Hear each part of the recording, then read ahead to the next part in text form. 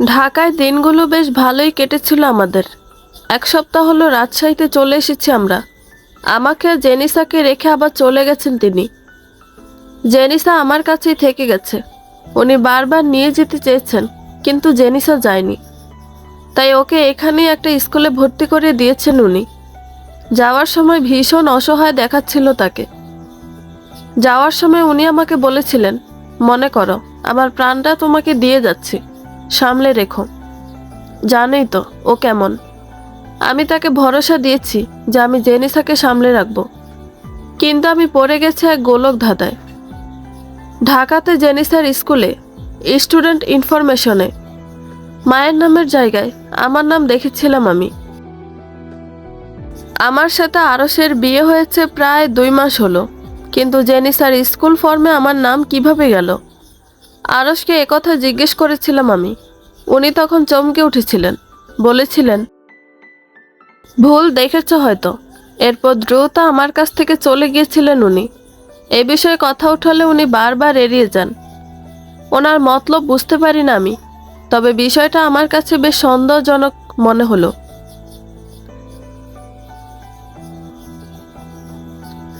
কেটে গেল আরও 4টা মাস। জেনিসা শ্বশুর শাশুড়ির সাথে ভালোই চলে যাচ্ছে দিন। শাশুড়ি আমার আগের থেকে নরম হয়েছেন। এখন আমার সাথে কথা বলেন, ভালো ব্যবহার করেন, কোনো ভুল হলে ধরিয়ে দেন। ওনার আমার সাথে সহজ হওয়া দেখে ভীষণ খুশি হয়েছি আমি। আরশের সাথে সম্পর্কের উন্নতি হচ্ছে আমার। আরশও বেশ পরিবর্তন হয়েছেন। শুরুতে জেনিসাকে ঘিরে আমাদের কথাবার্তা থাকলো। ইদানিং আমার খোঁজখবর নেন উনি। ভালো লাগে আমার। বেচারা মেয়ে আমার কাছে দিয়ে পড়েছে ভীষণ বিপদে। মেয়েকে দেখতে 15 দিনের আগায় মাথা আসে সে। প্রতিদিন 2 থেকে 3 বার ফোন করে আমার কাছে মেয়ের কথা জিজ্ঞেস করবে, মেয়ের সাথে কথা বলবে। মেয়ে একটু রাগ করে কথা না বলে পরের দিন চলে আসবে। কাটছে এভাবে দিনগুলো। আজ আবার যাব আমার মায়ের বাড়িতে। বিয়ের পর 2 বার মায়ের বাড়িতে গিয়েছিলাম আমি। ঢাকা থেকে এসে একবার গিয়েছিলাম গত মাসে। আজ যাচ্ছি আবার। মিতুকে পাত্রপক্ষ দেখতে আসবে। ছোট মামি বারবার আমাকে যেতে বলেছিলেন। প্রত্যেকবারই জেনিসাকে সঙ্গে নিয়ে গিয়েছিলাম আমি। প্রথমবার যখন গিয়েছিলাম তখন মাকে শুধু প্রশ্ন করেছিলাম, মা তুমি আমাকে এভাবে কেন বিয়ে দিলে? এটা যে কত যন্ত্রণাময় জানো তুমি। মা সেদিন চুপ করেছিলেন। ছোট মামির সামনে জিজ্ঞেস করেছিলাম আমি। ছোট মামি তখন মাকে রাগ দেখিয়ে বলল, বলেন আপা বলেন, জবাব দেন আপনার মেয়েকে, বলেন আপনার গুণধর ভাইয়ের বউয়ের কথা। আমি বুঝলাম না ছোট মামির কথার অর্থ। ছোট মামি তখন নিজেই বলা শুরু করলেন, তোর বড় মামি তো একটা গিরগিটিকেও হার মানিয়েছে রে মৌ। জানিস সে কি করেছে? এলাকার প্রত্যেকটা মানুষকে বলেছে তোর বাচ্চা হয় না। তোর মায়ের ঝগড়া হয়েছিল না তার সাথে, তোর বড় মামা অনেক কথা শুনিয়েছে তাকে।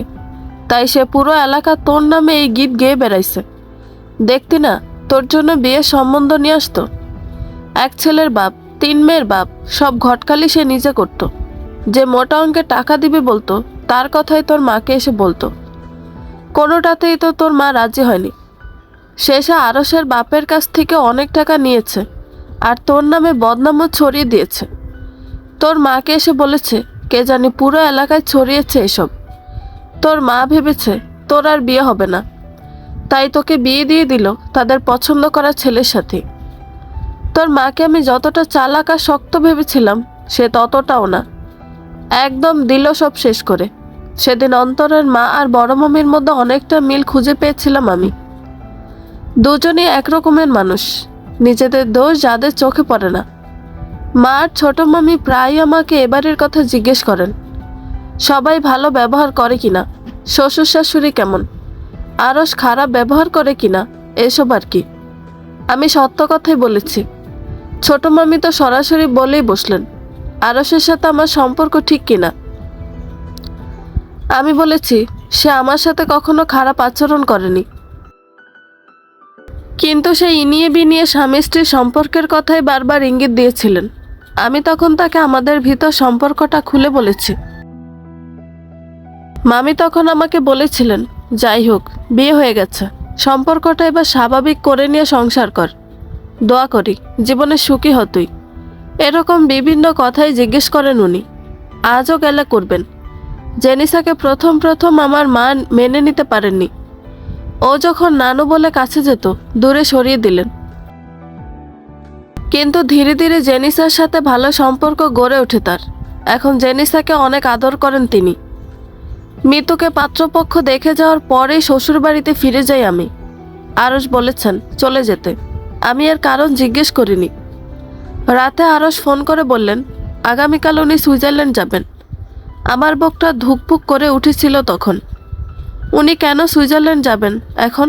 ওনার প্রাক্তনের সাথে দেখা করতে? মনে কু ডাকলো আমার। ওনাকে যেতে দিতে ইচ্ছে হলো না। আমি জিজ্ঞেস করেছিলাম যাবেন কেন? উনি বলেছিলেন গুরুত্বপূর্ণ কাজ আছে।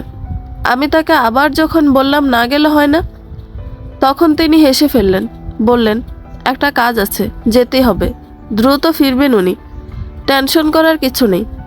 আমি যেমনটা ভাবছি সেরকম কোনো উদ্দেশ্যে যাচ্ছেন না উনি। আমি ভীষণ লজ্জা পেয়েছিলাম। আমি যে কী ভাবছি বুঝে গেছেন উনি। ফোন কেটে দিয়েছে এরপর। উনি আর ফোন করেননি। রাতে জেনিসাকে নিয়ে যখন ঘুমাতে গেলাম, তখন জেনিসাকে বললাম তোমার বাবা সুইজারল্যান্ড যাবে কাল। জেনিসা শোয়া থেকে উঠে বসলো, বলল উফ, বাবা আবার সুইজারল্যান্ড যাবে? আমাকেও নিয়ে যাবে? তোমাকেও নিবে? তোমাকে না নিলে আমি যাব না। আমার ওখানে একা ভালো লাগে না, ভীষণ বোরিং লাগে। আমি চমকে উঠলাম, বললাম তুমি কি গিয়েছিলে সুইজারল্যান্ড? আমরা তো সুইজারল্যান্ডেই ছিলাম মম, তোমার জন্যে আসলাম। আর ভালো লাগে না। বাবাজি কি করে? ওর কথায় খটকা লাগলো আমার মাথায়। ওরা সুইজারল্যান্ড থাকতো মানে? আমাকে তো কেউ জানালো না। চারপাশে সব গোলক ধাঁধায় পরিণত হয়েছে। এর জট খুলতে এখন আরশকে লাগবে। কবে আসবে উনি?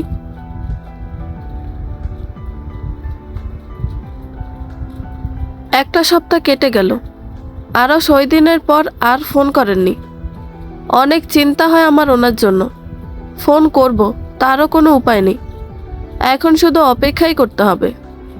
মাত্রই জেনিসাকে নিয়ে স্কুল থেকে ফিরলাম আমি। ফিরেই দেখি ড্রয়িংয়ে এক ভদ্রলোক আর ভদ্রমহিলা বসে আছেন।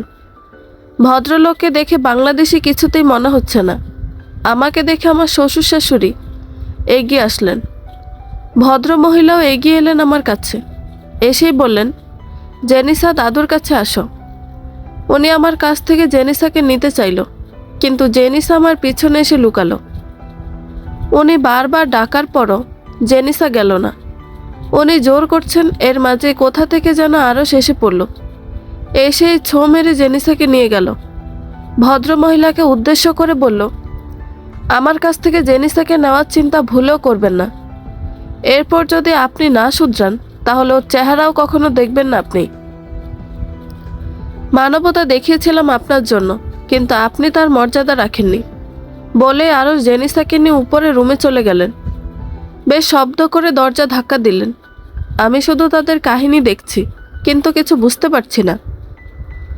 আমি আমার শ্বশুরকে জিজ্ঞেস করলাম ওনারা কারা বাবা? শ্বশুর বললেন জেনিসা দাদা দাদি। ভীষণ চমকে উঠলাম আমি। ওনারা যদি জেনিসার দাদা দাদি হয়, তাহলে আমার শ্বশুর শাশুড়ি জেনিসার কি হয়? তাদেরকেই তো জেনিসা দাদা দাদি জেনে এসেছে। আরশ তোর বাবা, তবে কি জেনিসা আরশের সন্তান নয়? ভদ্রমহিলা আরশকে যা ইচ্ছে তাই বলতে লাগলো। ভদ্রলোক এসে ক্ষমা চেয়ে তাকে জোর করে বাড়ি থেকে নিয়ে বেরিয়ে গেলেন। আমার শাশুড়ি বা শ্বশুর কেউ কিছু বললেন না। আমি শুধু দেখছি। তারা যেতে আমার শাশুড়ি আমার হাত ধরে টেনে সোফায় নিয়ে বসালেন আমাকে। মুখটা তার মলিন হয়ে আছে। আমাকে সোফায় বসিয়ে দিয়ে উনি বললেন তোমাকে আজকে কিছু সত্য কথা বলবো, যেটা আরশের বাবা, আমি আর গুটি কয়েক মানুষ জানে। তোমাকে আমার আগেই বলা প্রয়োজন ছিল, কিন্তু আমার পাগল ছেলেটার জন্য বলিনি। বললে সে আরেক পাগলামি শুরু করে দিত। আমি কিছু বুঝলাম না। শাশুড়ি দীর্ঘশ্বাস ফেলে আবার বলতে লাগলেন আরশের বয়স যখন 8 বছর, তখন আমাদের ঘর আলো করে আসে আমার মেয়ে আরিশা।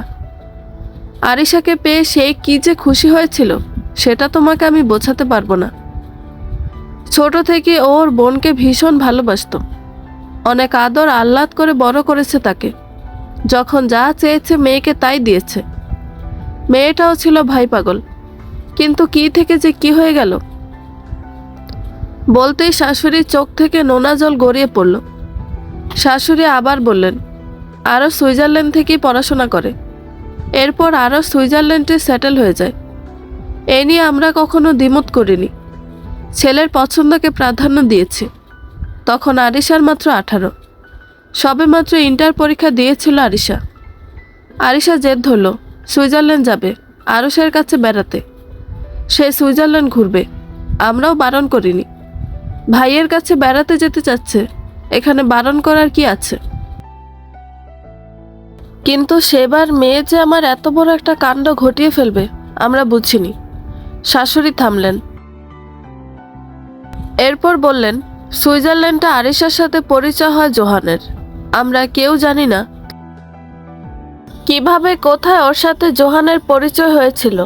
জোহান সুইজারল্যান্ড ঘুরতে গিয়েছিল বন্ধুদের সাথে। পরিচয়ের পর ধীরে ধীরে তারা একে অপরকে ভালোবেসে ফেলেছিল। সুইজারল্যান্ড থেকে এসেও জোহানের সাথে কথা চলতে থাকে তার। জোহানের বাবা কানাডিয়ান আর মা বাংলাদেশি, তারা কানাডাতেই থাকতো। আমরা ওদের ব্যাপারে জানতে পারি 1 বছর পর। আমরা জানার পরপরই জোহান তার মা বাবা নিয়ে বিয়ের প্রস্তাব দিতে আসে। আরিশার তখন মাত্র 19। ওই বয়সে আরিশাকে বিয়ে দেওয়ার জন্য আমরা কেউ রাজি ছিলাম না। ওনারা বিয়ের প্রস্তাব নিয়ে এসেছে শুনে আরশ আসলো সুইজারল্যান্ড থেকে। এসে খুব রাগারাগি করলো আমার সাথে। যত যাই হোক, এত ছোট বয়সে বোনকে সে কিছুতেই বিয়ে দিবে না। যদি সত্যিই তার বোনকে বিয়ে করতে চায় তাহলে অপেক্ষা করুক। আরিশার পড়াশোনা শেষ হওয়ার পর খুব ধুমধাম করে বিয়ে দিবে ওদের। কিন্তু আরিশা তখন মনমরা হয়ে যায় অনেক, একদম শান্ত, একদম চুপচাপ। আমার মেয়েকে এত চুপচাপ কখনো দেখিনি আমি। ও ছোট থেকে চঞ্চল। এখন জেনিসাকে যেমন দেখছো ও ঠিক তেমন ছিল। সবার সাথে এক প্রকার কথা বন্ধ করে দিয়ে একা একা থাকা শুরু করে ও। বিষয়টায় আমরা সবাই খুব কষ্ট পেতাম। একদিন আরশ ওকে জিজ্ঞেস করেছিল ওর কি সমস্যা। ও কিছু না বলে এড়িয়ে গিয়েছিল। আরশ বারবার জিজ্ঞেস করলো, ও কেঁদে ফেলেছিল। এরপর আরশকে জানালো জোহানের মা জোহানকে এক্ষুনি বিয়ে করাবেন। তিনি পাত্রী দেখা শুরু করেছেন। ওর জন্য জোহানকে ওয়েট করতে দিবেন না উনি। যদি ও সত্যিই জোহানকে ভালোবাসে তাহলে এক্ষুনি বিয়ে করতে হবে, না হলে উনি অন্য জায়গা থেকে জোহানের জন্য বউ নিয়ে আসবে। জোহান ওনার কথা না মানলে জোহান ওনার মরা মুখ দেখবে, আরও নানান কথা। আরিশা সেদিন কেঁদে ফেলেছিল। ওর কান্না দেখে নরম হয়ে যায় আমরা। ছোট থেকে এত আহ্লাদে বড় করেছি যে ওর কান্না দেখার প্রয়োজন হয়নি। কিন্তু ওই দিন খুব খারাপ লাগলো। এরপর আরশ আর ওর বাবা জোহান সম্পর্কে খোঁজখবর নিতে লাগলেন। জোহান ভালো ছেলে, মা বাবার একমাত্র সন্তান, গ্রাজুয়েট, কানাডায় একটা কোম্পানিতে নতুন চাকরি নিয়েছে। খোঁজখবর নিয়ে ওর সম্পর্কে খারাপ কোনো তথ্য পাইনি আমরা। তখন জোহানের সাথে আরিশার বিয়ে তার দ্বিমত করিনি আমরা। তবে আরশ ওকে শর্ত দিল বিয়ের পর ওকে পড়াতে হবে। জোহান মেনে নেয়। তারপর আর কি, বিয়ে হয়ে যায় ওদের। বিয়ের পর ওকে কানাডা নিয়ে যায় জোহান। 2 মাস পর জানতে পারি আরিশা গর্ভবতী। আমার ছোট মেয়েটা মা হবে। জোহানের ওপর সেদিন খুব রেগে গিয়েছিলাম আমি। ওর এত ছোট বয়সে বাচ্চা নেওয়ার কি প্রয়োজন ছিল? একটু সবুর করা যেত না? আমার রাগ পানি হয়ে যায় জেনিসা জন্মগ্রহণ করার পর। আমি মেয়ের ঘরে নাতনির মুখ দেখি, খুশিতে আত্মহারা ছিলাম তখন আমি। এরপর আরশকে বিয়ে করানোর সিদ্ধান্ত নেই, কিন্তু আরশ শুধু কথা ঘুরাচ্ছিল। বিয়ের কথা বললেই বলে কিছুদিন পর। তখন আমি আরিশাকে বলি ওকে রাজি করাতে। আরিশা ফুসলে ফাসলে রাজি করিয়ে ফেলে আরশকে। ছোট থেকে আরিশার কোনো কথাও ফেলেনি। এর মধ্যে আরিশার অ্যানিভার্সারি এসে পড়ে। জোহান আর আরিশা জেনিসাকে নিয়ে সুইজারল্যান্ড চলে যায়। তাদের ইচ্ছে ছিল প্রথম অ্যানিভার্সারি সুইজারল্যান্ড কাটাবে। আরিশা আমাকে বলেছিল এরপর ওর ভাইকে নিয়ে দেশে আসবে একবারে, ভাইকে বিয়ে করাবে। আমি ভীষণ খুশি হয়েছিলাম। নাতনিকে তখনও সামনাসামনি দেখিনি আমি। কিন্তু হলো কি, ওর ভাই ঠিক দেশে ফিরল, কিন্তু ও ফিরল না বলেই কান্নায় ভেঙে পড়লেন উনি। কিছুক্ষণ পর্যন্ত উনি কেঁদেই গেলেন। আমি তাকে সান্ত্বনা দেওয়ার চেষ্টা করছি। এরপর উনি বললেন, ওদের অ্যানিভার্সারির দিন জেনিসাকে আরশের কাছে রেখে কিছুক্ষণের জন্য বেড়াতে বের হয় আরিশা আর জোহান, কিন্তু রাস্তায় এক ভয়াবহ কার অ্যাক্সিডেন্ট হয়। আরিশা স্পটেই মারা যায়, গলা ধরে গেল ওনার। উনি বললেন, জোহান তখনও বেঁচে ছিল। দুজনকেই তখন ধরে হাসপাতালে নিয়ে যান সুইজারল্যান্ডের পুলিশ। এরপর আরশ খবর পায়। আরশ জেনিসাকে নিয়ে পাগলের মতো ছুটে যায় হাসপাতালে। বোনের নিথর দেহ দেখে বাকশূন্য হয়ে যায় ও, একদম ভেঙে পড়ে। এদিকে আমি তো একদম পাগল হয়ে গেলাম। আমার মেয়েটা শেষ, কিন্তু আমার যাওয়ারও কোনো ব্যবস্থা নেই। মেয়েকে শেষ দেখাও দেখতে পারিনি আমি। সুইজারল্যান্ডে আরিশাকে দাফন করা হয়। জোহানের অবস্থাও ততটা ভালো নয়। এক সপ্তাহ পরে জ্ঞান ফিরে জোহানের। জোহানের মা বাবা তখন সুইজারল্যান্ডে। আমরা যেতে পারিনি, ভিসা ছিল না আমাদের।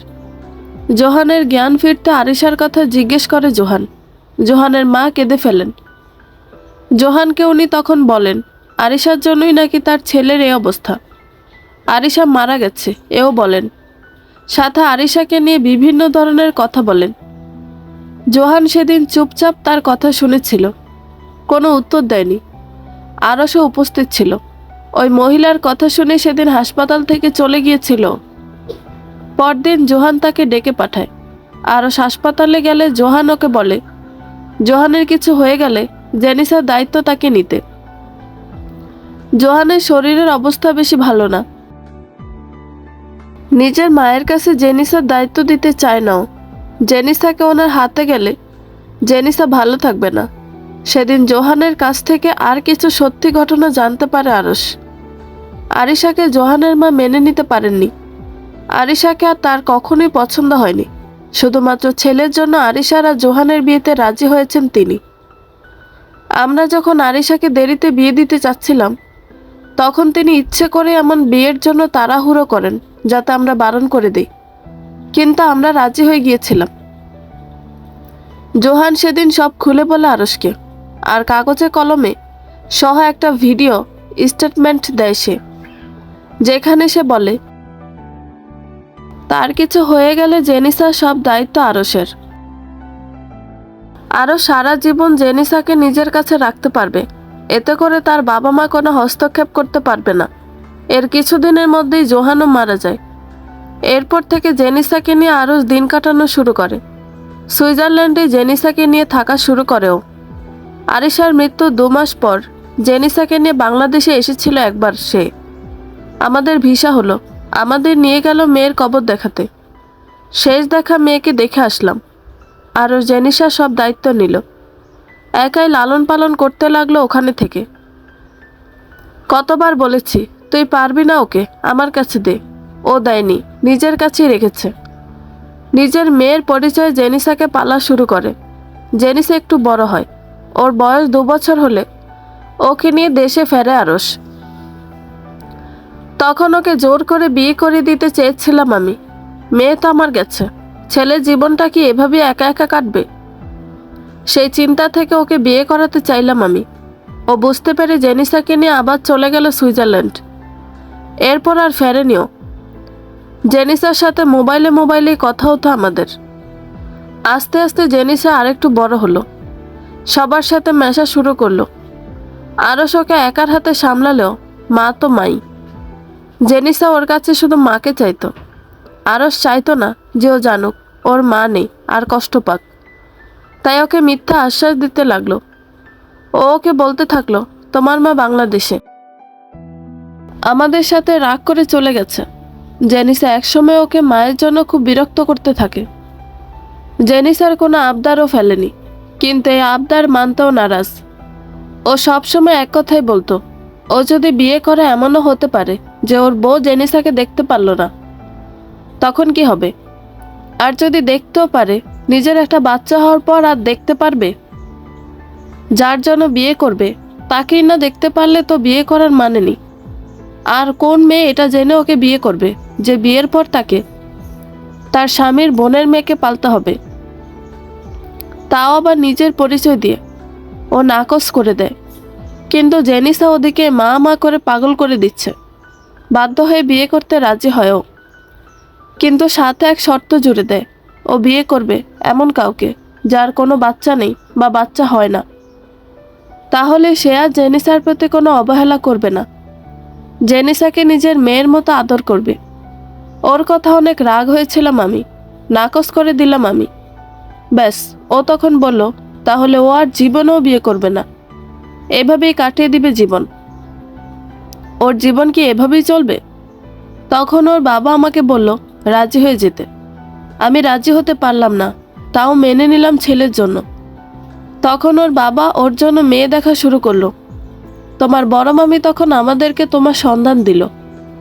আমি মেনে নিতে পারলাম না। আমার অবিবাহিত ছেলে, ও একটা বিবাহিত ডিভোর্সি মেয়েকে বিয়ে করবে, আমি মানব কি করে?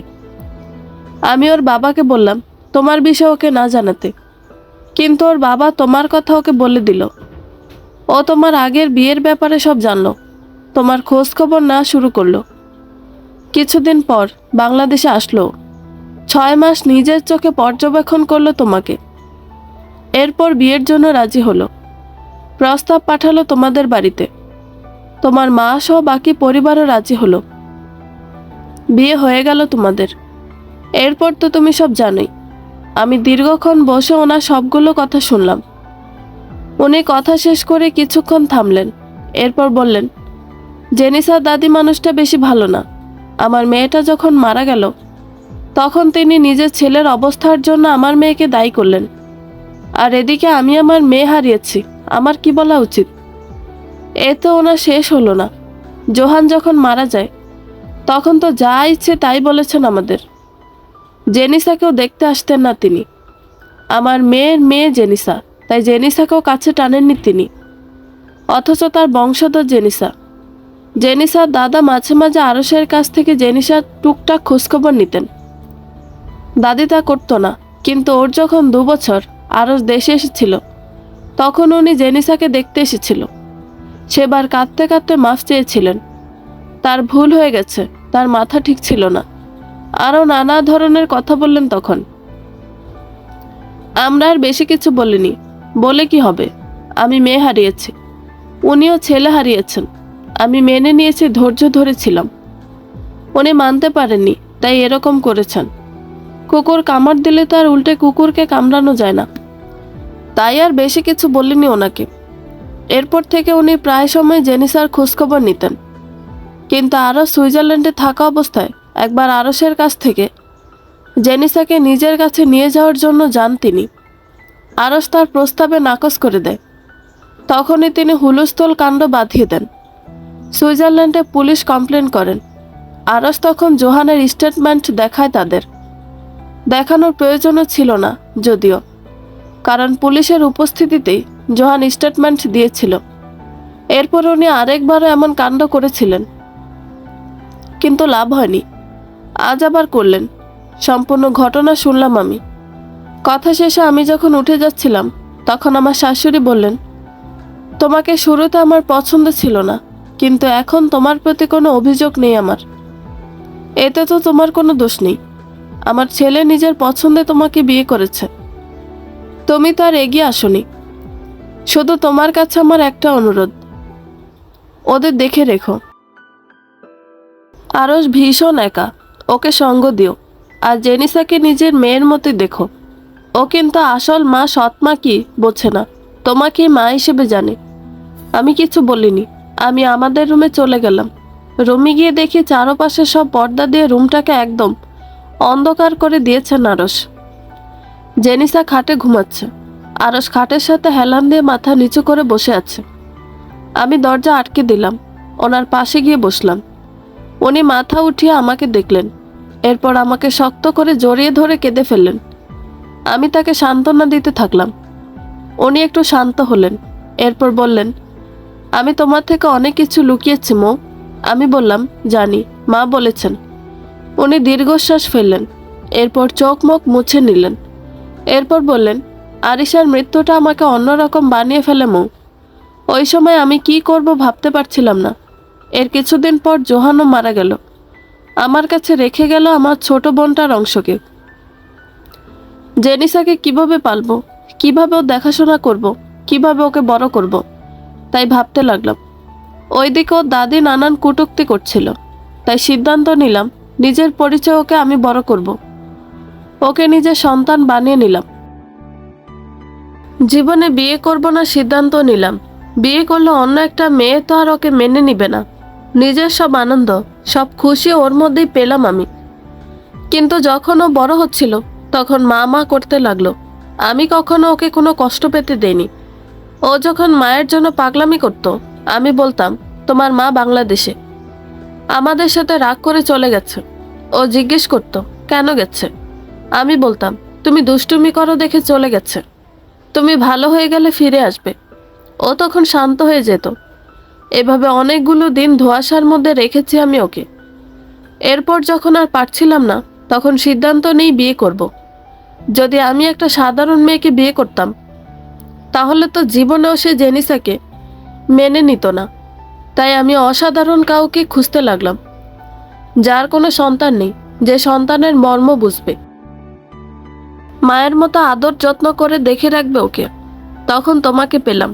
তোমার থেকে সব লুকিয়ে বিয়ে করলাম তোমাকে। তোমাকে জানাতে চাইনি আমি এসব। আমার তখন খুব বলতে ইচ্ছে হলো আমি অসাধারণ কেউ নই, কিন্তু ওনার অবস্থা দেখে আর বললাম না। ওনাকে সান্ত্বনা দিচ্ছিলাম। উনি তখন বললেন ওর দাদি মানুষ না মৌ, মানুষ হলে আমার বোনটা মারা গিয়েছে দেখেও উনি এতগুলো কথা বলতে পারতেন না। বলে কান্নায় ভেঙে পড়লেন। আমি তাকে দেখছি, কখনো এভাবে কাঁদতে দেখিনি ওনাকে। পুরুষ মানুষের কাঁদতে নেই। কিছুক্ষণ পর উনি আমাকে কাছে টেনে নিয়ে বললেন, আমরা সুইজারল্যান্ড চলে যাব মৌ, আমরা এখানে থাকবো না। জেনিসাকে নিয়ে অনেক দূরে চলে যাব। ওকে খুব আদর করে বড় করব আমরা। ও আমাদের কি মা বাবা বলে জানবে। আমি ওনাকে শান্ত করার চেষ্টা করলাম। ওনার কথার উত্তরে শুধু বললাম আচ্ছা। সেদিন সারাদিন বাড়ি থেকে বের হলেন না উনি। জেনিসার কাছাকাছি ছিলেন। আমার মাথায় শুধু ঘুরছে উনি তো সুইজারল্যান্ড ছিলেন, তাহলে হঠাৎ করে চলে আসলেন কোথা থেকে। ভাবলাম একবার জিজ্ঞেস করব, কিন্তু ওনাকে বিষণ্ণ দেখে আর কিছু জিজ্ঞেস করিনি। সেদিন রাতে উনি এক হাতে জেনিসা, আরেক হাতে আমাকে বুকে জড়িয়ে নিয়ে ঘুমিয়েছিলেন। ছাড়লেই বুঝি চলে যাব আমরা। সেদিন বুঝতে পারলাম আমিও তার জীবনের গুরুত্বপূর্ণ কেউ হয়ে উঠেছি। আরশের সাথে আমার বিয়ের 1 বছর হয়ে এসেছে। এখন আমাদের মধ্যে সম্পর্ক স্বাভাবিক, আর 5টা স্বামী স্ত্রীর মতো স্বাভাবিকভাবেই সংসার করছি আমরা।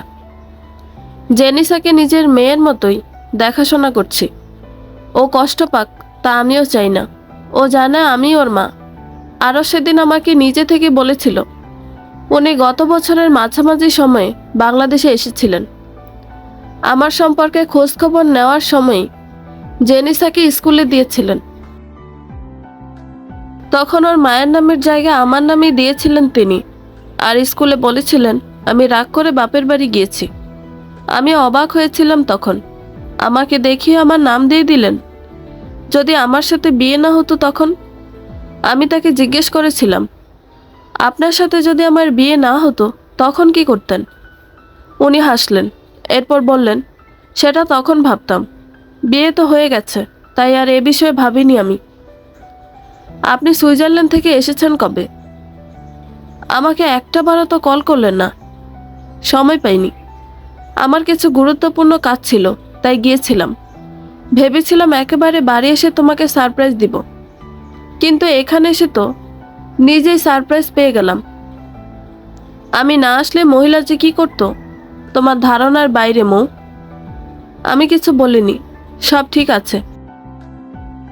কিন্তু একটা জিনিস মাথায় ঢুকছে না, যে এলাকার লোকজন কি জানে না জেনিসা আরিশের মেয়ে? ও বড় হলে কি জানবে না? আমি সেদিন তাকে জিজ্ঞেস করেছিলাম সে ব্যাপারে। সে বলল তারা জানে অ্যাক্সিডেন্টে আরিশার মেয়েও মারা গেছে। আমি সুইজারল্যান্ডে বিদেশিকে বিয়ে করেছিলাম, জেনিসা তার মেয়ে। এলাকার লোকজন যদি এটা জেনে থাকে তাহলে তো তারা এটাও জানে আমি জেনিসার সৎ মা। বড় হলে এলাকাবাসী তো বলে দেবে যে আমি ওর মা নই। তখন কেউ কষ্ট পাবে না? আমি তাকে বললাম আচ্ছা, তাহলে তো এলাকার লোকজন জানে আমি ওর সৎমা। ও বড় হলে তো জানবেই আমি ওর মা নই।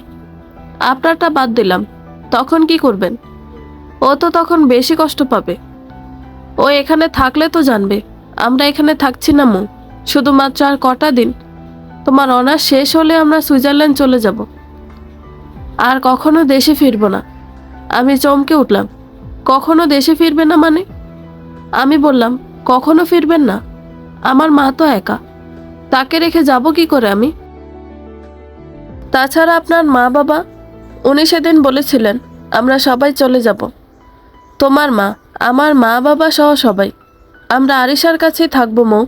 এখানে আমার একটু ভালো লাগে না। আরিশার কাছাকাছি থাকলে আমার ভালো লাগে। আমি আর কিছু বলিনি সেদিন। বোনকে তিনি ভীষণ ভালোবাসতেন, তাতে কোনো সন্দেহ নেই। আরিশার জন্য আমারও কষ্ট লাগলো। আমার শাশুড়ি আমাকে আরিশা আর জোহানের একটা ছবি দেখিয়েছিলেন। জেনিসা হচ্ছে তাদের মিক্সড, কিছুটা জোহানের মতো, কিছুটা আরিশার মতো। তবে আরিশার চেহারার ভাবটাই তার মধ্যে বেশি। চোখ দুটো শুধু তার বাবার মতো। আরিশা আর আরশের চেহারায় প্রচুর মিল আছে। তাই বলা যায় জেনিসাও আরশের মতো দেখতে। না বললে কেউ বুঝতে পারবে না জেনিসা আরশের মেয়ে নয়। এভাবেই কাটতে থাকলো দিন। আরশ দেশে ফেরার পর থেকে তার বাবার ব্যবসা দেখছেন, সেই জন্য তাকে বেশিরভাগ সময় ঢাকা থাকতে হচ্ছে। আমি জেনিসাকে নিয়ে রাজশাহীতে আছি। শ্বশুর শাশুড়ি আমাকে খুব পছন্দ করেন এখন। এই পরিবারটার সাথে মানিয়ে নিয়েছি আমি। আমার সব এখন এই পরিবারকে ঘিরে। এখানের প্রত্যেকটা মানুষকে নিয়ে এখন আমি ভাবি, সবার খেয়াল রাখার চেষ্টা করি।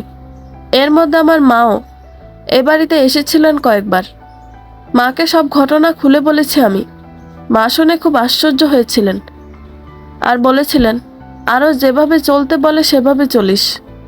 তোর বড় মামি ভুল করে হলো জীবনে আমার একটা উপকার করেছে, তার জন্য এখন থেকে দোয়া করব আমি।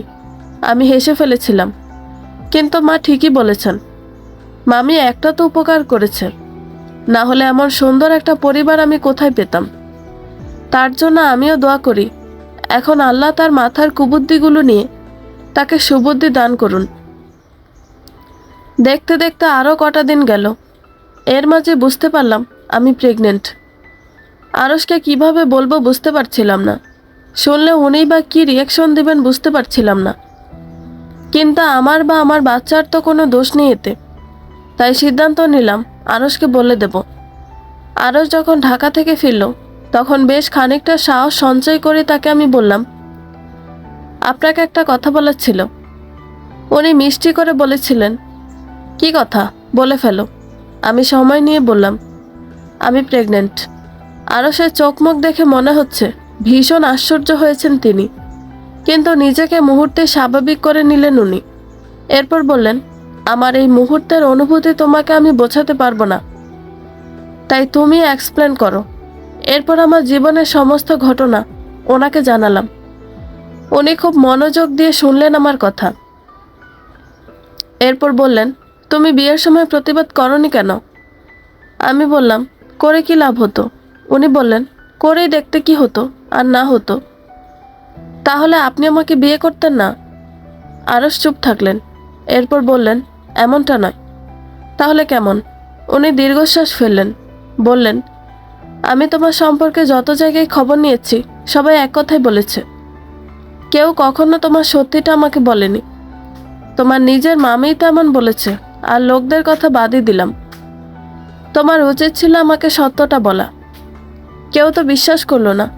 যেখানে আমার নিজের মামি পুরো এলাকায় কথাটা রটিয়েছে, সেখানে আমি কিছু বললে বলতো আমি ভালো সাজার জন্য বলছি, নিজের দোষ ঢাকতে চাচ্ছি। উল্টো আমাকে নানান কথা শোনাতো। আমার মা একবার হার্ট অ্যাটাক করেছেন আমার কারণে। লোকদের মন্দ কথা না নিতে পেরে যদি আবার মায়ের কিছু হয়ে যেত, আমি কি করতাম তখন? মাও চাচ্ছিল আপনার সাথে আমার বিয়ে হোক, তাই কিছু বলিনি আমি। আরশ চুপ থাকলেন। আমি তাকে বললাম, আপনি বিশ্বাস করতেন আমাকে? বলি দেখতে। তাহলে তো বোধহয় আমাকে আর বিয়ে করতেন না। উনি হেসে ফেললেন, আমাকে জড়িয়ে ধরে বললেন, না জেনে ভালোই হয়েছে। বউ পেয়ে গেছি আমি ওনাকে বললাম, এখন কি করবেন? উনি বললেন, কি করব মানে? আমি তো এখন প্রেগনেন্ট, আপনি কি করবেন তা জানতে চাচ্ছি। কি আর করব, তোমার সেবা যত্ন করব, আর কিছু? উনি কিছুক্ষণ ভাবলেন, এরপর বললেন, আপাতত গিয়ে জেনিসা আর মা বাবাকে বলবো, এরপর সবাইকে মিষ্টিমুখ করাবো। উনি হেসে ফেললেন। আমি ভেবেছিলাম উনি হয়তো বলবেন আমরা ওনাকে মিথ্যে বলেছি, আরও হাজারখানেক কথা, কিন্তু উনি স্বাভাবিকভাবে সন্তান আসার আনন্দ ভোগ করতে যাচ্ছেন। আমি ওনার দিকে তাকিয়ে থাকলাম। উনি তখন আমাকে বললেন, এত কি ভাবছো তুমি? ভাবাভাবি করে শরীর খারাপ করো না, বাবুর কষ্ট হবে, ও তো আমারই সন্তান মৌ। নিজের সন্তানকে না মেনে নেওয়ার মতো পাপ কাজ আমি করতে পারবো না। জেনিসা আমার বড় মেয়ে, আর ও ছোট। আমার 2 সন্তান সহ বউকে নিয়ে আমি আমার বাকি জীবনটা কাটিয়ে দিব। আমার আর কিছু চাই না মৌ। আরস নিঃসন্দেহে একজন ভালো মানুষ, না হলে বোনের মেয়ের জন্য এমন কজন করে? বোনের সন্তানের জন্য এত করছেন, নিজের সন্তানের জন্য কত করবেন তা বোঝার বাকি নেই আমার। ওনাকে ওই দিন আমি জিজ্ঞেস করেছিলাম, আচ্ছা এখন আর আপনার ভয় লাগে না? আমার একটা বাচ্চা হলে আমি কি জেনিসাকে আগের মতো ভালোবাসবো? আরও শেষে ফেলেছিল, বলেছিল, জেনিসার জন্য তুমি যেমন করো, আমার মনে হয় না তুমি এখন অমন কিছু করবে।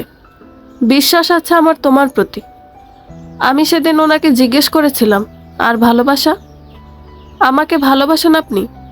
উনি সেদিন বলেছিলেন, তোমাকে ভালো না বাসলে কাকে ভালোবাসবো? আমার কি আরও 5টা বউ আছে নাকি? প্রেমিকা আছে?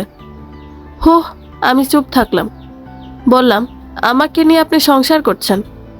আপনি তো চাইলেই একটা অবিবাহিত মেয়েকে বিয়ে করে সংসার করতে পারতেন। উনি তখন বলেছিলেন, দেখো, এর প্রথম কারণ আল্লাহ আমার কপালে তোমাকে রেখেছিলেন, তা না হলে তুমি যেমনটা বলেছ তেমনটাই হতো। আর দ্বিতীয় কারণ জেনিসা, তোমার অতীত নিয়ে আমার কোনো মাথা ব্যথা নেই মৌ, এতে তো তোমার কোনো দোষ নেই। তাছাড়া তোমাকে দেখে শুনে, তোমার সম্পর্কে জেনেই তোমাকে বিয়ে করেছি আমি তোমাকে নিয়ে সংসার করছি, ভালো আছি আমি। তোমার অতীত যাই হোক, তোমার বর্তমান আমি। তাই অতীতকে নিয়ে আর না ভেবে আমাকে নিয়ে ভাবো, আমাদের সন্তানদের নিয়ে ভাবো।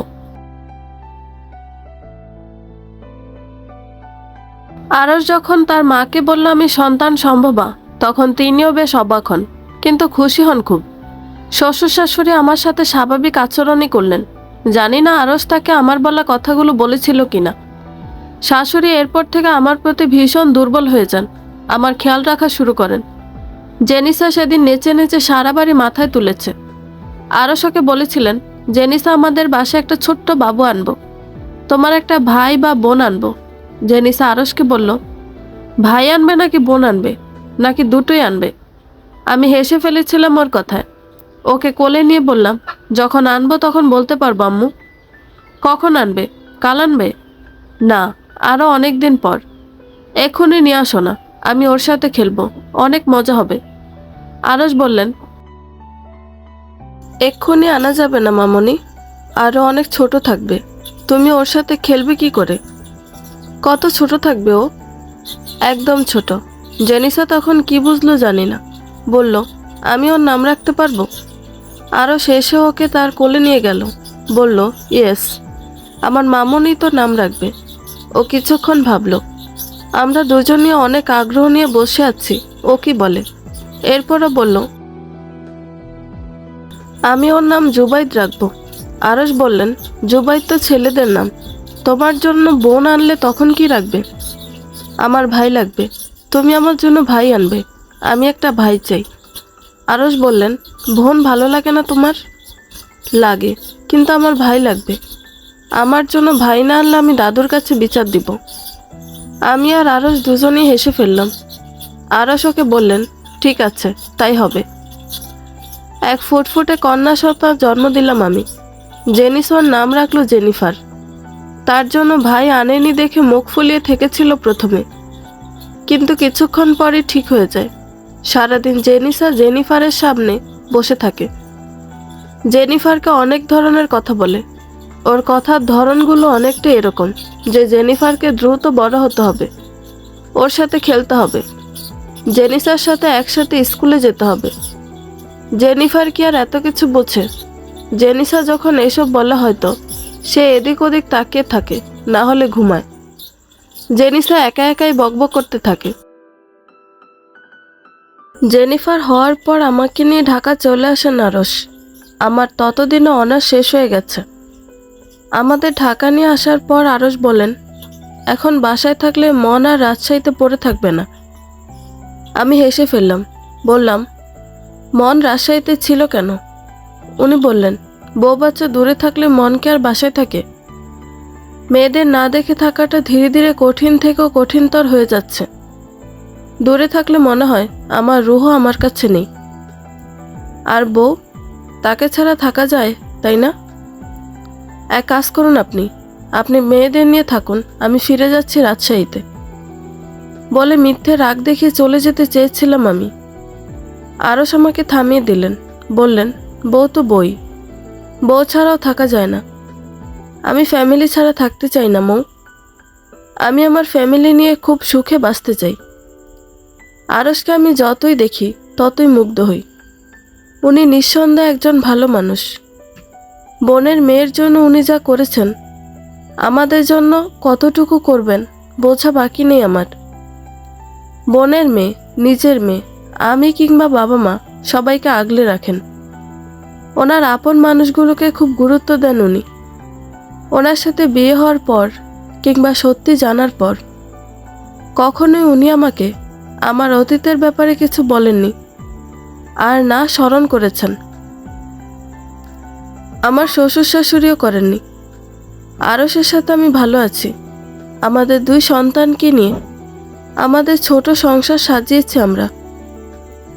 কিন্তু আর বেশি দিন বাংলাদেশ থাকা হবে না আমাদের, মাত্র কয়েকটা দিন।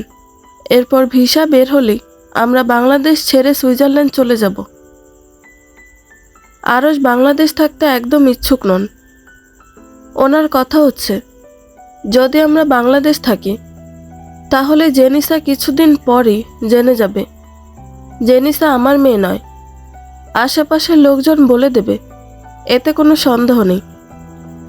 তাই সুইজারল্যান্ডে সেটেল হতে চাচ্ছেন উনি।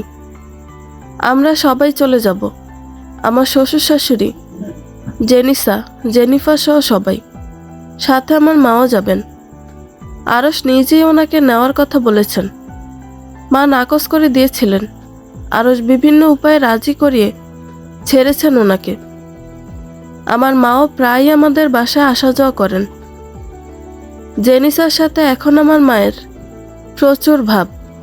মাকে আমি জেনিসা আর জেনিফার দুজনকে সমান করে দেখতে বলেছি। নিজের নাতনি আর পরের নাতনি এমন মনোভাব থাকলে তা দূরে ফেলে দিতে বলেছি। আমার মা এখন তাই করেন। কিছুদিন পর হঠাৎ আমার মা ঢাকা এলেন, আমাদের বাসাতে এলেন। আরশই তাকে নিয়ে আসলেন। ঘণ্টাখানেক আগে জরুরি কাজ আছে বলে বেরিয়ে গিয়েছিলেন তিনি। জামাই আর শাশুড়ি মিলে আমাকে সারপ্রাইজ দিয়েছে।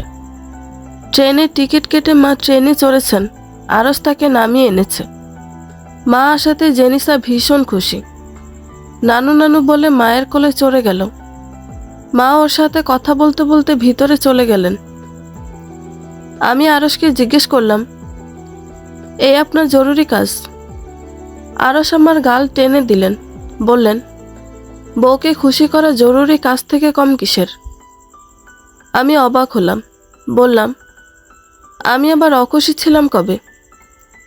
গত পরশু, বলে আরশ চলে গেলেন। আমার খেয়াল হলো, গত পরশু রাতে জেনিফার আমাকে একটুও ঘুমাতে দেয়নি। আমাকে জ্বালিয়েছে মেয়েটা। এত চিৎকার করে কেঁদেছে যে জেনিসা উঠে গেছে।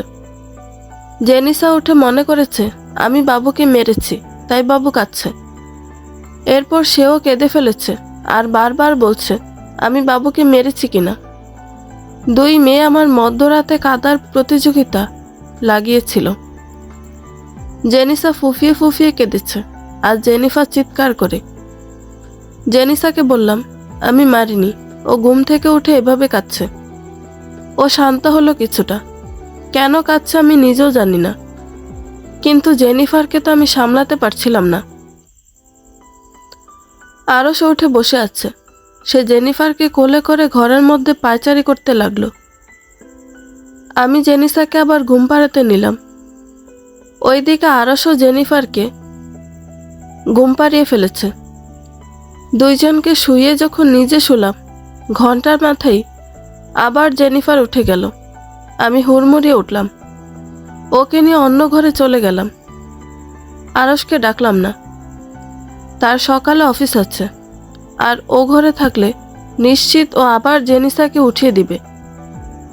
মেয়েটাও সকালে স্কুলে যাবে, তাই আমি অন্য ঘরে ওকে নিয়ে পায়চারি করতে লাগলাম। এই মেয়েটা হয়েছে অনেক বদমাশ। গত 6 মাসে আমাকে কম জ্বালায়নি। ও মাঝে মাঝে রাতের বেলা এমন কেঁদে কেটে আমার ঘুমের 12টা বাজায়। আমি যখন ওকে নিয়ে পায়চারি করছিলাম, তখন আরও এলেন। বললেন, ও আবার উঠে গেছে, দাও আমার কাছে দাও। আমি দীর্ঘশ্বাস ফেলে ওনাকে বললাম, আমি সামলাতে পারবো, আপনি যান, সকাল আপনার অফিস হচ্ছে। আরও শেষে দিলেন, বললেন, আমি জানি, কিন্তু এটাও জানি যে আমার মেয়েকে সামলানোর শক্তি আমার বউয়ের নেই। আমাকে দাও। এভাবে কাঁদছে, খাওয়ানি? খাইয়েছি তো, বকে দুধ মনে হয় ঠিকমতো পাচ্ছে না। আমি দুধ বানিয়ে আনছি, দাঁড়ান। আমি দুধ বানিয়ে গিয়ে দেখি জেনিফার ঘুমিয়ে গেছে। ততক্ষণে ফজরের আজান দিচ্ছে। আমি দুধটা টেবিলের ওপর রাখলাম। আরশ বললেন, ঘুমিয়ে গেছে, আবার উঠলে তখন দিও। বাচ্চারা ঘুমের মধ্যে খেতে জানে বলে জেনিফারের মুখের সামনে ফিডারটা ধরলাম। ও খাওয়া আরম্ভ করলো। আরশ অজু করে মসজিদে চলে গেল। আমিও নামাজ পড়ে নিলাম। সেদিন সারাদিন আমার একটুও ভালো কাটেনি। রাতে ঠিকমতো না ঘুমাতে পারায় মাথা ধরেছিল সারাদিন, কিন্তু আমি অখুশি ছিলাম না। এই জন্য উনি আমার মাকে নিয়ে আসবেন? এটা তো হতে পারে না। নিশ্চয়ই এর পিছনে অন্য কোনো কারণ আছে। আমি ওনার কাছে গিয়ে জিজ্ঞেস করলাম, এ কারণে তো মা আসেনি, আসল কারণ বলুন। উনি হাসলেন, বললেন, বিয়ের দাওয়াত পেয়ে এসেছেন। উনি বলেছিলেন কার জন্য বিয়েতে যাবেন, আমার মনে নেই। তুমি মাকে গিয়ে জিজ্ঞেস করো। মা আবার কার বিয়েতে যাবেন? এখানে তো আমাদের কেউ নেই। তবে কার বিয়েতে যাবেন মা? আমি আরশকে কিছু না বলে মায়ের কাছে গেলাম। মা জেনিসার সাথে কথা বলছেন, আর জেনিফার তার কোলে।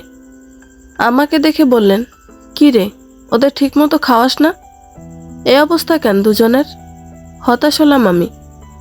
আমার মা আর আরশের মা দুজনে যে একথা আমাকে কতবার বলেছে হিসেব নেই। ফোন করলে বা ওদের দেখলে তারা একথা বলবে। দাদা নানাদের এটা বোধহয় একটা অভ্যাস। আমি মায়ের কথাকে এড়িয়ে গেলাম। বললাম, অনেক দিন পর দেখছো, তাই এমন মনে হচ্ছে, বাদ দাও। কার বিয়েতে এসেছ তুমি? কোথায় যাবে? মা হেসে বললেন, তো রোমান্টির মেয়ে তিশা আছে না, ওর বিয়ে। আমাকে 1 সপ্তাহ ধরে ফোন করে বলছে যেতে, বারবার করে বলেছে তোকে নিয়ে যেতে। তোর নাম্বার চেয়েছিল, কিন্তু আমি দেইনি। বলেছি আমি সঙ্গে করেই নিয়ে যাব। পরশু ওনার মেয়ের বিয়ে, তাই এসেছি। মায়ের কথা শুনে সবার প্রথমে আমার মনে পড়ল অন্তরের কথা। এমন নয় যে অন্তরের কথা আমার আর কখনো মনে পড়েনি। তার কথা আমার প্রতিদিনই মনে পড়ে। যখনই আমি আরশকে দেখি, তখনই আমার তার কথা মনে পড়ে। আরশ তার থেকে কত আলাদা। যেখানে অন্তর একটা বাচ্চার জন্য আমাকে ডিভোর্স দিল, সেখানে আরশ তার বোনের জন্য নিজের সব সুখ বিসর্জন দিতে চেয়েছিল। দুটো মানুষের মধ্যে কত পার্থক্য। দুজন দু মেরের মানুষ। আল্লাহর কাছে শুকরিয়া আদায় করি আমি আরশকে পাওয়ার জন্য। আরশের চেয়ে ভালো আমাকে কেউ বোঝে না। সবসময় আমাকে গুরুত্ব দেন উনি। আমাকে বোঝার চেষ্টা করেন, আমার যত্ন নেন, আর সবচেয়ে বড় কথা, আমাকে ভালোবাসেন। আরশ আমাকে ভালোবাসেন, যদিও কখনো মুখে বলেননি আমাকে। তবুও বুঝি আমি, ওনার আচরণে প্রকাশ পায় আমাকে ভালোবাসেন উনি। আমাদের মা মেয়েদের বড্ড বেশি ভালোবাসেন উনি। রোমান্টির মেয়ের বিয়েতে যাওয়ার জন্য তৈরি হচ্ছে আমরা। আরশ প্রথমে যেতে চাননি, কিন্তু আমি যেতে চাচ্ছি। সেই মানুষগুলোকে তাদের সমস্ত অপবাদের জবাব দিতে ইচ্ছে হচ্ছে আমার। তাই আরশকেও রাজি করাতে হবে আমাকে। আমি জোরাজোরি করে ওনাকে রাজি করালাম। আমার সাথে না পেরে শেষে রাজি হলেন উনি। আমি আলমারি থেকে নীল আর সাদা সংমিশ্রণে তৈরি একটা পাঞ্জাবি, সাথে সাদা পায়জামা নামিয়ে দিলাম তাকে। নিজের জন্য একটা সাদা আর নীলের মধ্যে শাড়ি বের করে নিলাম। আরশ আমার দিকে ভ্রু কুঁচকে তাকিয়েও থাকলেন। বললেন, আমরা কি ডেটে যাচ্ছি? আমি হেসে বললাম, আসলে এটা একটা ফ্যামিলি সেট, যেটা কয়েকদিন আগে অনলাইন থেকে অর্ডার করেছিলাম আমি। দুই মেয়ের জামা একই রঙের। জামা কাপড় দেখিয়ে উনি একথা বললেন বুঝতে পারলাম আমি। তখনই জেনিসা দৌড়ে আসলো আরশের কাছে। মা ওকে জামা পরিয়ে দিয়েছেন। আরশ ওকে দেখে চোখ কপালে উঠিয়ে নিলেন। বললেন, মেয়েকেও ডেটে নিয়ে যাচ্ছি আমরা। আমি ওনাকে একটা ধাক্কা দিলাম। বললাম, চুপ করেন আপনি, মেয়ে শুনবে। চট জলদি গিয়ে চেঞ্জ করে নিন। আরশ হেসে ফেললেন। এরপর পাঞ্জাবি পায়জামা নিয়ে বাথরুমে চলে গেলেন। জেনিসা আমাকে বলল, জেনিফারকে জামা পরাবে না? আমি বললাম, ওকে যাওয়ার সময় পরাবো, না হলে তোমার বোন জামা নষ্ট করে ফেলবে। জেনিসা মাথা নাড়ালো। আমি ওকে খাটে বসালাম। এরপর ওর চুল আঁচড়ে দিলাম, হালকা সাজিয়ে দিলাম। জেনিসা একদম তৈরি। আরশ তৈরি হয়ে বেরিয়ে আসলেন। আমিও শাড়ি পরে তৈরি হয়ে নিলাম। এরপর জেনিফারকেও জামা পরিয়ে দিতে নিলাম। জেনিসা ভীষণ আগ্রহ নিয়ে বসে আছে। আরশ আমার পাশে দাঁড়িয়ে আছে। জেনিফারকে জামা পরানো হলে জেনিসা জেনিফারের সাথে ছবি তুলবে। ও ভীষণ খুশি। জেনিফার একটু বড় হওয়ার পর থেকে জেনিফার আর ওর জন্য একই ধরনের একই কালারের জামা বানাই আমি। এতেও ভীষণ খুশি হয়। দুজনকে এক জামা পরালে জেনিসা তো খুশিতে আত্মহারা হয়ে যায়। জেনিফারকে জামা পরানোর পর আরশ ওদের দুজনের ছবি তুলে দিলেন। জেনিসা ভীষণ খুশি হলো। এরপর আমার মায়ের কাছে দৌড়ে গেল। মাকে গিয়ে বলল, জেনিফার আর সে একই জামা পরেছে। মাকে টেনে নিয়ে আসলো। মা এসে জেনিফারকে কোলে নিলেন। জেনিফার আর জেনিসাকে নিয়ে ও ঘরে চলে গেলেন। আমি পরনে যে জামা কাপড় ছিল সেগুলোকে গুছিয়ে সাজগোছের জিনিসপত্র গুছিয়ে নিলাম। জেনিসা আর জেনিফারকে একটু একটু সাজিয়ে দিয়েছিলাম। এরপর নিজেও চোখে একটু কাজল আর ঠোঁটে লিপস্টিক দিয়েছি। আরশ আমার পিছনে ঘুরঘুর করছেন সে কখন থেকে। এভাবে ঘুরঘুর করলে কাজ করা যায়? আমি তাকে বললাম, কি হয়েছে আপনার? পিছু নিয়েছেন কেন এভাবে? আরশ হাসলেন। বললেন, বউয়ের সাথে কাপল পিকচার উঠাবো, আসো। এরপর উনি আমার সাথে কিছু ছবি তুলে নিলেন। এরপর বললেন, একটা ফ্যামিলি পিকচার তোলা উচিত, মেয়েদের নিয়ে আসো। উনি আনতে বলেছেন ঠিকই, কিন্তু আমার আর আনা লাগলো না। জেনিসাই দৌড়ে চলে এসেছে। তার পিছন পিছন জেনিফার হামাগুড়ি দিয়ে আসছে। আমি দ্রুত গিয়ে ওকে কোলে নিলাম। এভাবে ঘরে চললে সাদা জামাটার কোনো সুরত থাকবে না। এরপর আরশ আমাদের একটা ফ্যামিলি পিকচার তুলল। জেনিসা বলল, আম্মু, জেনিফারের চোখে কাজল দিলে না কেন? তুমি পরেছ, আমি পরেছি, কিন্তু জেনিফার পরেনি। ও কষ্ট পাবে তো, তুমি ওকেও দিয়ে দাও। আমি আর আরশ দুজনে হেসে ফেললাম। বললাম, ওর চোখে কাজল দিতে পারবো না মা, ওর সেই বয়স হয়নি, চোখে ব্যথা পাবে। জেনিসা বুঝলো জেনিফার যতটা অশান্ত ঠিক ততটা শান্ত জেনিসা। একদম আমার মন মতো। কোনো একটা কথা বললেই বুঝে যায় এরপর আমরা বের হলাম নারায়ণগঞ্জের উদ্দেশ্যে। আমাদের বাসা থেকে যেতে অনেক সময় লাগবে, তাই একটু দ্রুতই বের হলাম। আমরা যখন রুমান্টিদের বাসায় পৌঁছালাম তখন 12:30 বাজে। রাস্তায় জ্যাম থাকবে ভেবে আগে বেরিয়েছিলাম, কিন্তু রাস্তায় কোনো জ্যাম ছিল না, তাই দ্রুত এসে পড়েছি আমরা। বরপক্ষের আগেই চলে গিয়েছে। রুমা আন্টি আমাদের দেখে অনেক খুশি হলেন। জেনিফারের গাল টেনে দিলেন, বললেন, নাম কি রেখেছ ওর? আমি বললাম, জেনিফার চৌধুরী। উনি বললেন, ও। এরপর জেনিসাকে দেখে বললেন, ওকে। আমি বললাম, আমার বড় মেয়ে জেনিসা চৌধুরী। উনি আমার দিকে বিস্মিত হয়ে তাকালেন, ব্যাপারটা হয়তো বুঝলেন। এরপর মিষ্টি হেসে বললেন, ভালোই তো আছো তাহলে, দোয়া করি সুখে থাকো। ওদিকের ব্যাপার জানো? আমি বুঝলাম না আন্টি কি বলতে চাচ্ছেন। বললাম, কোন দিকের? আন্টি অবাক হলেন, বললেন, তোমার মা তোমাকে বলেনি? আমি তো অনেক আগেই তোমার মাকে বলেছি। আমি বললাম, কি বলেছেন মাকে? মা তো আমাকে কিছু বলেননি। রোমা আন্টি এবার হেসে ফেললেন, বললেন, থাক, তোমার মায়ের বলা লাগবে না, আমি বলছি তোমাকে, শোনো। উনি বলে আবার হাসিতে ফেটে পড়লেন। এরপর বললেন, অন্তরের বউ চলে গিয়েছে দ্বিতীয়টা, এরপর আবার বিয়ে করেছিল, সেটাও চলে গিয়েছে। এরপর ছেলেকে নিয়ে ডাক্তারের কাছে গিয়েছিল ওর মা। তার ছেলের বাবা হওয়ার কোনো ক্ষমতা নেই। জানো, আমাদের কাউকে জানায়নি এ বিষয়। আমাদের কি বলেছে জানো? বলেছে মেয়ে দুটোর চরিত্র ভালো না, পরকীয়া করে চলে গিয়েছে। এরপর একদিন ও বাড়ির প্রীতির মা প্রীতিকে নিয়ে গিয়েছিল ডাক্তার দেখাতে। প্রীতি বাচ্চা কনসিভ করতে পারছিল না, বারবার মিসক্যারেজ হয়ে যাচ্ছিল। ওখানে গিয়ে দেখা হয় অন্তরের সাথে। সে তো কেমন মহিলা জানিসই, কোনো কিছু একটু জানলে পুরোটা না জানা অবধি রক্ষা নেই। এরপর ব্যাপারটা ঘুটিয়ে সে জানতে পারে অন্তরের বাপ হওয়ার ক্ষমতা নেই। উনি পুরো এলাকায় এই ঢোল পিটিয়ে দিয়েছে। এখন আর মা ছেলে লজ্জায় ঘর থেকে বের হয় না।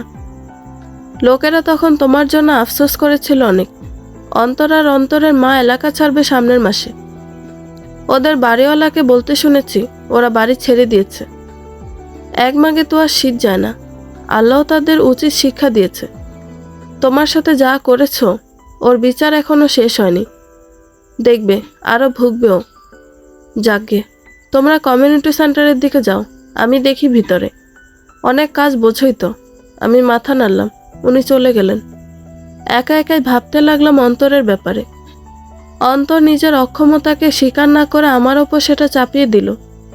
চাপিয়ে দিয়ে ক্ষান্ত হলো না সে, আমার সাথে সব সম্পর্ক বিচ্ছিন্ন করলো।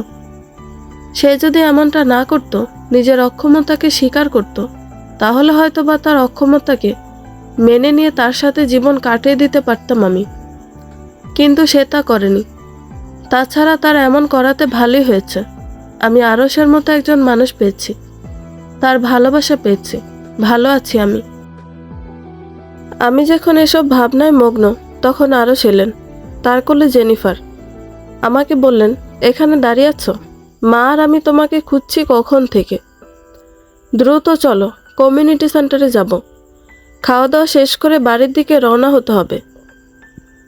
রাস্তায় জ্যামে পড়লে আজ আর বাড়ি যাওয়া লাগবে না, বিয়েই খেতে পারবে।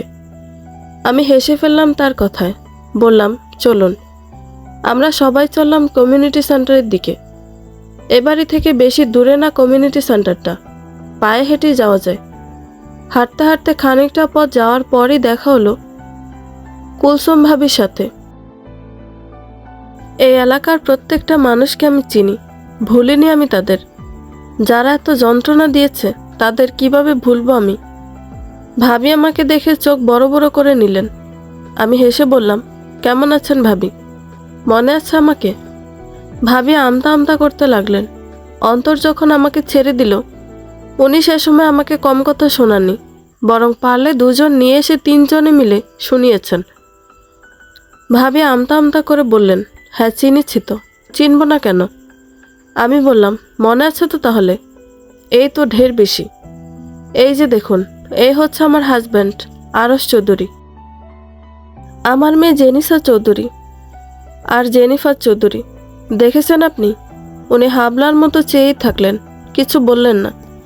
এরপর আমি আবার ওনাকে বললাম, ভাবি আপনারা তো আমাকে একটা বাচ্চার জন্য নানান কথা শুনিয়েছেন। এই দেখুন, আমার এখন 2টো মেয়ে, আরও আসবে।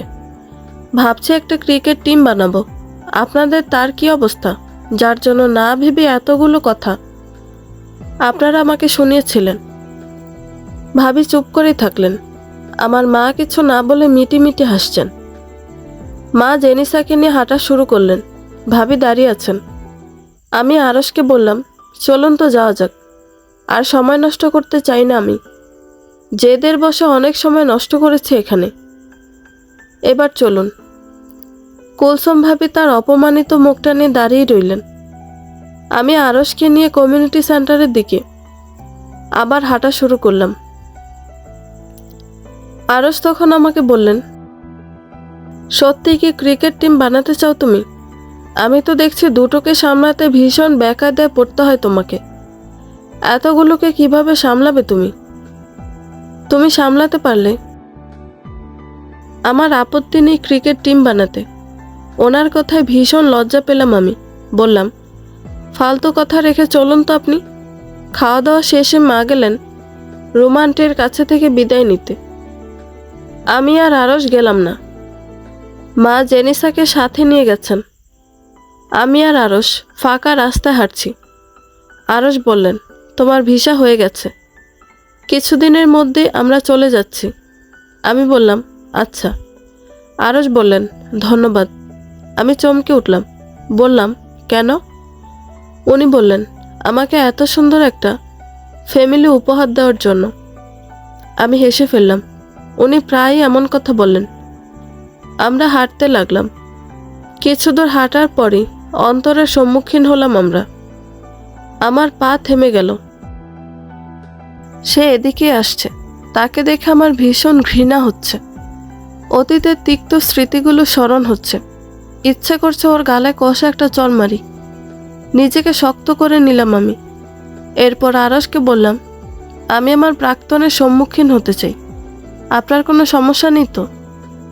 আরশ একবার সামনের দিকে তাকালেন। আমিও তাকালাম। অন্তর তখন আমার দিকেই তাকিয়েছিল। আরশ আমার দিকে তাকিয়ে বললেন, হও, আমার সমস্যা নেই, কিন্তু আমি উপস্থিত থাকব। তোমাকে একা ছাড়ব না। আমি কিছু বললাম না। এগিয়ে গেলাম অন্তরের দিকে। কাছে গিয়ে ঠাটিয়ে এক চড় মারলাম তার ডান গালে। সে গালে হাত দিল। এরপর বাঁ গালেও দিলাম একটা। হঠাৎ আক্রমণে চমকে উঠল সে। আরশও চমকে গেল। অন্তরের চোখে মুখে ক্রোধ। আমি অন্তরকে বললাম, আপনার অত্যাচারের জবাব আমার আরও আগেই দেওয়া উচিত ছিল, কিন্তু আমি দেইনি। অনেক অন্যায় করেছিলাম নিজের প্রতি তখন। আজ মনে হলো ভুলটা শুধরে নেই। সবগুলো সুদে আসলে না নিতে পারলো যতটুকু নিয়েছি তাতেই চলবে আমার। আপনার সাথে হিসেব বরাবর হয়ে গেল। এখন শান্তি লাগছে। থামলাম আমি। এরপর আরশের কোলে জেনিফারকে দেখিয়ে দিয়ে বললাম, এই দেখুন আমার মেয়ে, আর এই হচ্ছে আমার স্বামী। আমি 2 সন্তানের মা। আপনার সন্তান কোথায়? কয়টা হয়েছে? অন্তর লজ্জায় মুখ নামিয়ে নিল। পুরুষ মানুষের বুঝি এর থেকে বড় লজ্জা হয় না। আরশ গম্ভীর মুখে দাঁড়িয়ে আছেন। আমি হাসলাম। হেসে বললাম, থাক, সমস্যা নেই, ট্রিটমেন্ট করাতে থাকেন। আমি আবার কারো অক্ষমতাকে পুঁজি করে তাকে কথা শোনাতে পারি না। আপনি এক কাজ করবেন, যদি ট্রিটমেন্টও কাজ না হয় তাহলে কোনো এক বাচ্চার মা অথবা 2 বাচ্চার মা দেখে বিয়ে করে নেবেন। এতে করে সওয়াব পাবেন আপনি। আপনার তো সন্তান নেই, যার আছে তাকে নিয়েই না হয় চলা শুরু করুন, আল্লাহ সওয়াব দিবে। এখন আসি। অন্তরকে কথাগুলো বলে আরশের হাত ধরে হাঁটা ধরলাম আমি। আরশ আমাকে বললেন, জীবনে আর কখনো তুমি এই লোকের সাথে কথা বলবে না। তুমি কি বলবে? আমি তোমাকে বলতে দেব না। ভালো খারাপ কোনো কথাই তার সাথে তুমি কখনো বলবে না। আমি অবাক হলাম। অন্তরের সাথে তো কেউ আমাকে মেরে ফেললো, কথা বলার ইচ্ছে নেই আমার। আমি তার সাথে কথা বলতে যাব কেন? আজ বলেছি, কারণ আমি হিসেব বরাবর করতে চেয়েছিলাম। সহজ ভাষায় প্রতিশোধ নিয়েছি, যদিও সেটা কম হয়েছে মনে হচ্ছে আমার, তবুও নিয়েছি তো। কিন্তু আরশ এভাবে কেন বলল? খুব জানতে ইচ্ছে হলো আমার। আরশকে আমি বললাম, কেন এভাবে বলছেন কেন আপনি? আরশ দীর্ঘশ্বাস ফেললেন, বললেন, আমার হিংসা হয়। শুধু হিংসা না, ভয়ঙ্কর হিংসা হয়। তুমি শুধু আমার মুখ, অতীত, বর্তমান, ভবিষ্যৎ। যাই হোক, তোমার সাথে কাউকে মেনে না আমার পক্ষে সম্ভব হচ্ছে না। তোমাকে কখনোই লোকের সম্মুখীন আর হতে দেব না আমি। কিছুক্ষণ আগে মনে হয়েছে আমার ওপর দিয়ে সাইক্লোন যাচ্ছে। ভয়ঙ্কর অনুভূতি হচ্ছিল। আমি হা করে ওনার দিকে তাকিয়েছিলাম। কি বলবো ভেবে পাচ্ছিলাম না, কিন্তু মনে প্রশান্তি পাচ্ছিলাম। ভাবতে লাগলাম, এমন কাউকে জীবনে পাবো ভেবেছিলাম আমি। ও বাড়িতে গিয়ে মাকে নিয়ে চলে আসলাম। বাড়িতে পৌঁছাতে পৌঁছাতে আমাদের সন্ধ্যা হলো। অনেক ক্লান্ত হয়ে পড়লাম। আরও শেষেই বিছানায় শুয়ে পড়লেন। জেনিসাও শুয়ে পড়ল। বলল, আম্মু, আজকের বউটা না ভীষণ সুন্দর ছিল। খুব মজা হয়েছে আজকে। আমি হেসে বললাম, আম্মুর থেকেও বেশি সুন্দর ছিল? জেনিসা বলল, উহু, আমার আম্মু সবার থেকে বেশি সুন্দর। বলে ও আমাকে জড়িয়ে ধরল। আমিও জড়িয়ে ধরলাম। বললাম, আমার মেয়েটাও ভীষণ সুন্দরী আর কিউট। চলে বা দ্রুত জামাটা বদলে ফেলো। এরপরও বলল, আজ আমরা সবাই এক রঙের জামা পরেছিলাম তো, তাই সবাই শুধু আমাদের দেখছিল। আমাদেরকে সুন্দর দেখাচ্ছিল, তাই না? আমি হেসে ফেললাম। বললাম, হ্যাঁ। আরশ আমাকে বললেন, এক গ্লাস পানি দাও তো, অনেক তৃষ্ণা পেয়েছে। আমি জেনিসার জেনিফারের জামা কাপড় বদলে ওনার জন্য পানি আনতে গেলাম। পানি এনে দেখলাম উনি ফোনে কথা বলছেন। বারান্দার সামনে দাঁড়িয়ে আছেন। আমাকে দেখে খাটে এসে বসলেন। আমিও গিয়ে ওনার পাশে বসলাম। বিছানার পাশের টেবিলে পানির গ্লাসটা রেখে চুলগুলোকে ছেড়ে দিলাম। আরশ ফোনে কথা শেষ করলেন। এরপর আমাকে বললেন, দ্রুত ব্যাগ গোছাও, আমাদের যেতে হবে। এ সময় কোথায় যাব? আমি বললাম, হঠাৎ কোথায় যাচ্ছি আমরা? উনি বললেন, পুরান ঢাকায়। আমি চমকালাম। বললাম, কেন? উনি শুয়ে পড়লেন, নীরব থাকলেন। আমি উত্তরের অপেক্ষায়। কিছুক্ষণ চোখ বন্ধ করে থাকলেন উনি। এরপর বললেন, জেনিসার দাদি মারা গেছেন, আমাদের যেতে হবে। ক্যান্টনের জুরিক শহরে এখন বসন্তকাল চলছে। এখন এ অঞ্চলে বৃষ্টিপাত এখানে সাধারণ একটা ব্যাপার। তবে তাপমাত্রা আরামদায়ক, যা পর্যটনের জন্য খুব ভালো একটা সময়। পর্বতগুলির তুষার গলে গেছে, পাহাড়গুলিতে সবুজের ঢাল উপভোগ করা যায়। কিন্তু এ সময়টা এখানে পর্যটকদের ভিড় কম থাকে। আর কিছুদিন পরে শুরু হবে তাদের ভিড়, যখন গ্রীষ্ম আসবে।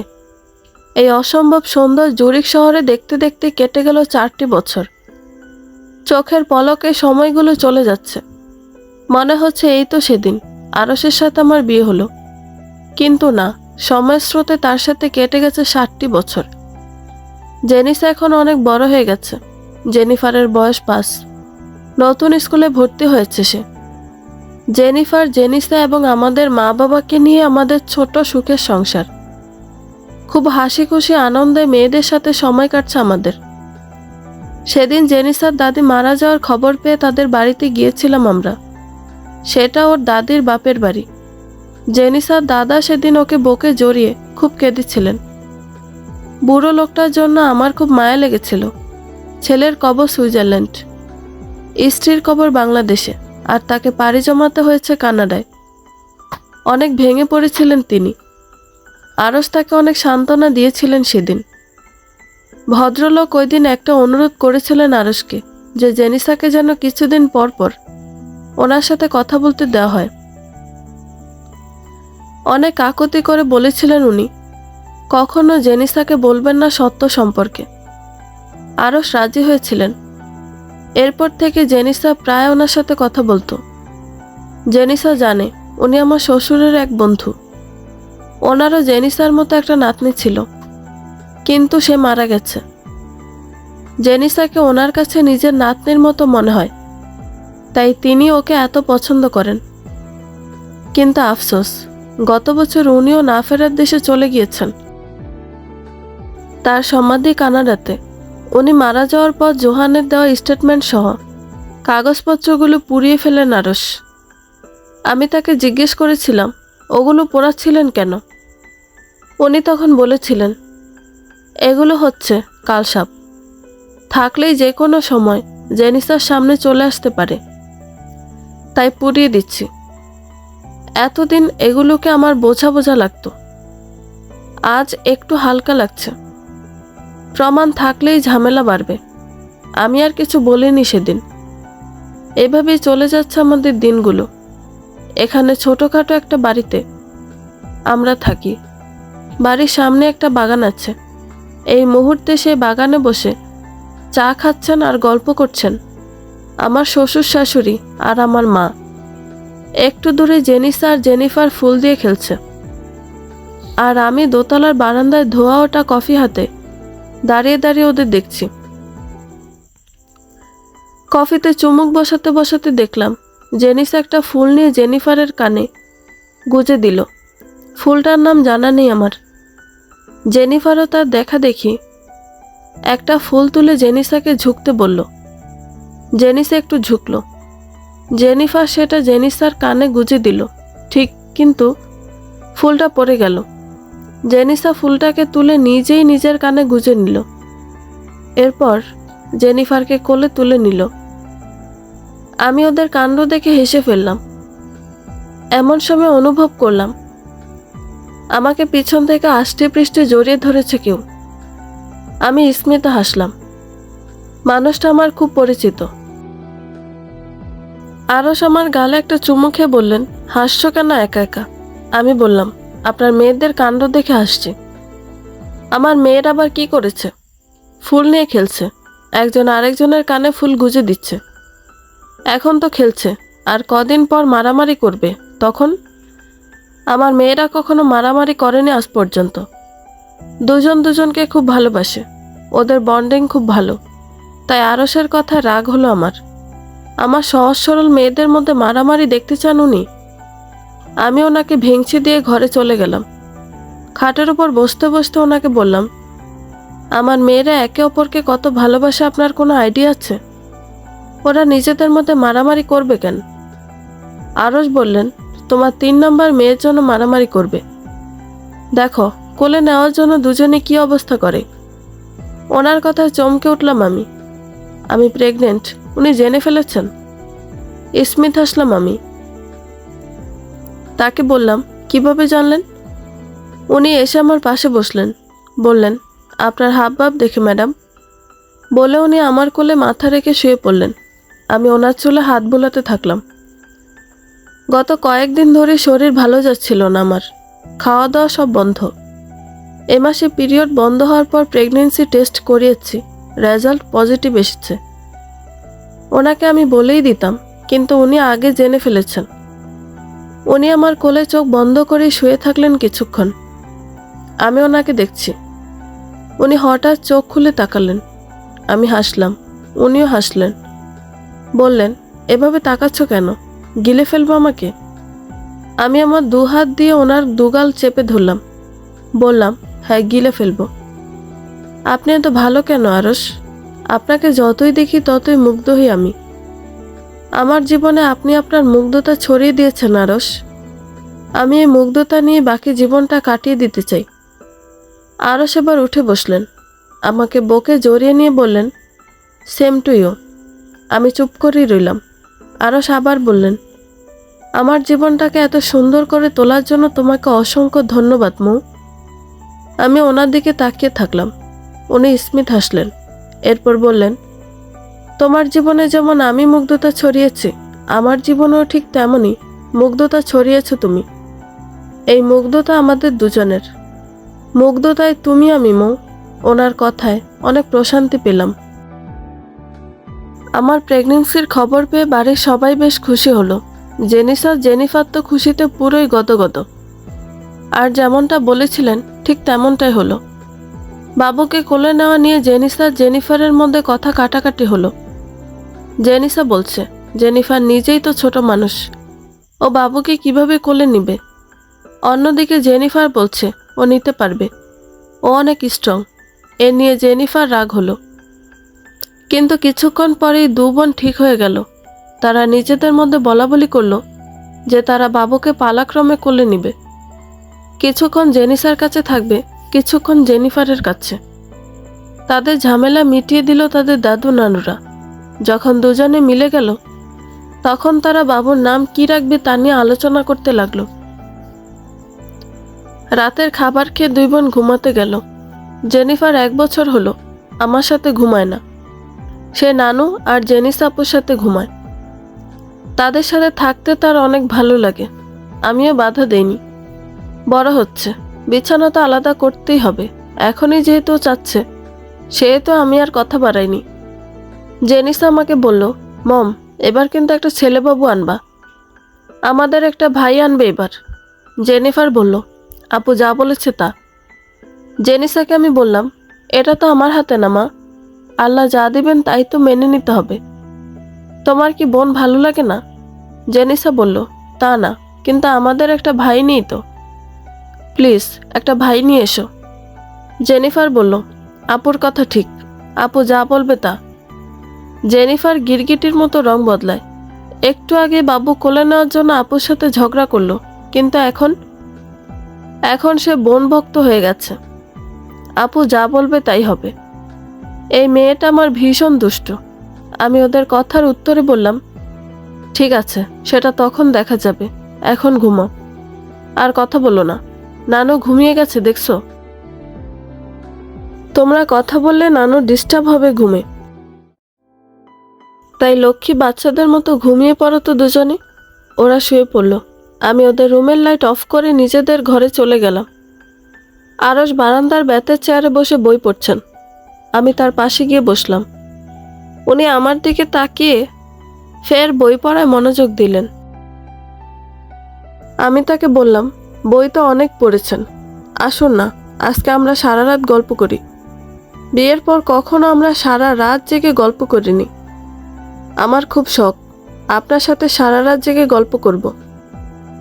কথাগুলো বলে অধীর আগ্রহে তার দিকে তাকিয়ে থাকলাম আমি।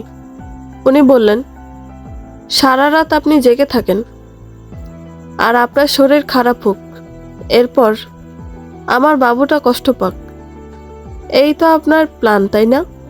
আপনি নির্দয় মা হলেও আমি এমন নির্দয় বাবা নই। আমার মুখের হাসি গায়েব হয়ে গেল। ওনাকে বললাম, একদিন গল্প করলে কিছু হবে না। উনি হাতের বইটা বন্ধ করে ফেললেন, সেটা হাতে ঘরের ভিতর যেতে যেতে বললেন, অনেক কিছু হবে, ঘুমাতে চলো। আমি উঠলাম না, সেভাবেই বসে রইলাম। উনি আবার আমার কাছে আসলেন, বললেন, জেদ করো না মৌ, ভিতরে আসো। আমি কিছু বললাম না, সেভাবেই চুপচাপ বসে রইলাম। উনি দীর্ঘশ্বাস ফেললেন, এরপর বললেন, এই বুড়ো বয়সে আমার পাগলামি ভালো দেখায় না। আমি বিস্মিত হলাম, এই বয়সে বড় হয়ে গেলাম আমি? আমি ওনাকে বললাম, আপনি বুড়ো বললেন কাকে? উনি বললেন, নিজেকে। আমি ওনার দিকে তীক্ষ্ণ দৃষ্টিতে তাকিয়ে বললাম, বয়স কত আপনার? 41। এই জন্যই তেমন আনরোমান্টিক বুড়ো। বলে ওনাকে মুখ ভেঙচি দিয়ে ঘরে চলে গেলাম আমি। বিছানা ঠিক করে শুয়ে পড়লাম। উনিও এলেন, আমার পাশে শুয়ে পড়লেন। আমাকে টেনে নিজের বুকের সাথে মিশিয়ে নিলেন।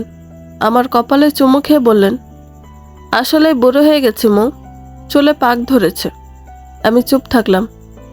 উনি আবার বললেন, এই আনরোমান্টিক বুড়োকে নিয়েই তোমার জীবন কাটাতে হবে। আমি হেসে ফেললাম, বললাম, আচ্ছা কাটাবো। তার আগে বলুন, আমাকে ভালোবাসেন? আপনি আমাকে ভালোবাসেন কখনো বলেননি, আজ বলে ফেলুন, আমার খুব শুনতে ইচ্ছে করছে।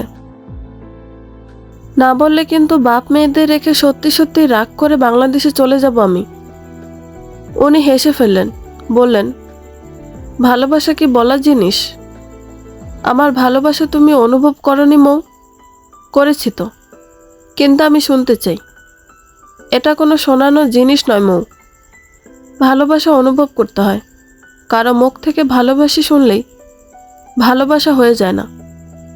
আমি কিছু বললাম না, ওনার কাছ থেকে সরে যেতে চাইলাম।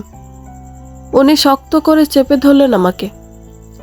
বললেন, এমন করছো কেন? রাত বিরাতে কি পাগলামি শুরু করেছো? আচ্ছা যাও, বলছি। আমি শান্ত হলাম। কিছুক্ষণ উনি সেভাবেই চুপ করে শুয়ে থাকলেন। তাই আমি আবার সরে আসতে চাইলাম। এরপর উনি হাসতে হাসতে বললেন, বলছি তো, একটু সময় দাও। আমি বললাম, না, আপনাকে আমি আর বিশ্বাস করি না। সরুন আপনি আমার কাছ থেকে। উনি এবার আমাকে একদম ঝাপটে ধরে কপালে চুমু খেয়ে বললেন, ভালোবাসি মৌ। একেবারে শান্ত হয়ে গেলাম আমি। হৃদয় এক অদ্ভুত অনুভূতি হচ্ছে এই মুহূর্তে। ওনার এতটুকু কথায় যে কতটা খুশি হয়েছে আমি বলে বোঝাতে পারবো না। আমিও তাকে বললাম, আমিও ভালোবাসি। আরশ বললেন, কাকে? আপনাকে। উনি বললেন, ঠিক আছে, এখন শান্ত হয়েছ না, এখন ঘুমাও, না হলে শরীর খারাপ করবে। আমি ওনার বুকে মাথা রেখে চোখ বন্ধ করে নিলাম।